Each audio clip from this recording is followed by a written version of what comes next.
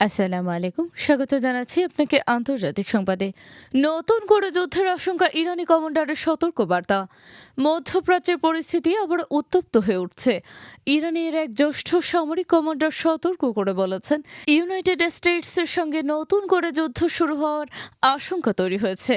তার এই মন্তব্য আন্তর্জাতিক অঙ্গনে নতুন করে উদ্বেগ সৃষ্টি করেছে। বিশেষজ্ঞদের মতে, চলমান উত্তেজনার প্রেক্ষাপটে এ ধরনের সতর্কবার্তা পরিস্থিতি আরও অবনতি ঘটাতে পারে। ইরানি কমান্ডারের মতে, সাম্প্রতিক সামরিক তৎপরতা, নৌ অবরোধ এবং জাহাজ জব্দের ঘটনাগুলো সংঘাতের ঝুঁকি বাড়িয়ে তুলছে। বিশেষ করে গুরুত্বপূর্ণ সামুদ্রিক অঞ্চল স্ট্রেইট অফ হরমুজ ঘিরে বাড়তি উত্তেজনা বড় ধরনের সংঘর্ষের ইঙ্গিত দিচ্ছে। এই প্রণালীটি বিশ্বের অন্যতম গুরুত্বপূর্ণ জ্বালানি পরিবহন পথ। বিশ্বের মোট তেলের একটি বড় অংশ প্রতিদিন এই পথ দিয়ে পরিবাহিত হয়। ফলে এখানে যে কোনো সংঘাত শুধু আঞ্চলিক নয়, বৈশ্বিক প্রভাব ফেলতে পারে। এদিকে ইরান দাবি করেছে, তাদের নিজেদের প্রতিরক্ষা সক্ষমতা আরও জোরদার করেছে। যে কোনো ধরনের আগ্রাসনের জবাব দিতে তাদের বাহিনী সম্পূর্ণ প্রস্তুত রয়েছে। তেহরানের মতে, তারা যুদ্ধ চায় না, তবে জাতীয় নিরাপত্তা ও সার্বভৌমত্ব রক্ষার প্রশ্নে কোনো ধরনের আপোষ করবে না। অন্যদিকে ইউনাইটেড স্টেটসও এই অঞ্চলে তাদের সামরিক উপস্থিতি বাড়িয়েছে বলে বিভিন্ন সূত্রে জানা গেছে।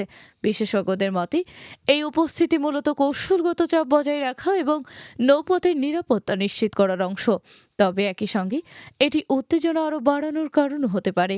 বিশ্লেষকদের মতে, বর্তমান পরিস্থিতি একটি সংঘাতের দ্বারপ্রান্তে দাঁড়িয়ে থাকা অবস্থা। একদিকে কূটনৈতিক আলোচনা চলছে, অন্যদিকে সামরিক প্রস্তুতিও জোরদার হচ্ছে। এই দুইয়ের মধ্যে ভারসাম্য রক্ষা করাই এখন সবচেয়ে বড় চ্যালেঞ্জ। এদিকে ডোনাল্ড ট্রাম্প আগেই সতর্ক করেছেন, আলোচনায় অগ্রগতি না হলে সামরিক পদক্ষেপ নেওয়া হতে পারে। অন্যদিকে ইরান বারবার বলছে, তারা চাপের কাছে নতি স্বীকার করবে না। বিশ্লেষকদের মতে, এই অবস্থায় ছোট কোনো সংঘাত বড় সংঘাতের রূপ নিতে পারে। বিশেষ করে সমুদ্রপথে কোনো ভুল বোঝাবুঝি বা সংঘর্ষ পরিস্থিতিকে দ্রুত নিয়ন্ত্রণের বাইরে নিয়ে যেতে পারে।